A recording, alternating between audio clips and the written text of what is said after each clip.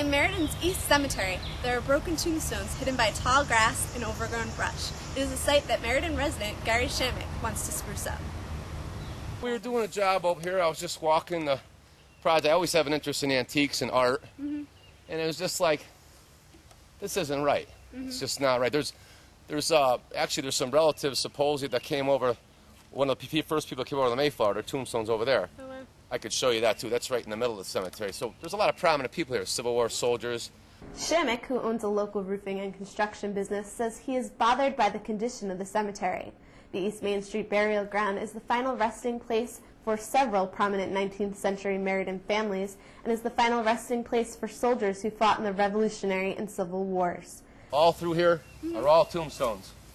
Because this is basically what you're looking at as we go down. Right. I mean, this is how it looked before this grew in. And all these arrows are tombstones, and you know the grass ends here. This cemetery goes like another 30 yards. Yeah. I don't know. I guess those people don't mean anything. The cemetery is the responsibility of the city of Meriden, and each year the city sets aside money for its upkeep. This year, there is $5,000 in the budget for maintenance at East Cemetery, Broad Street Cemetery, and Indian Cemetery on Dexter Street.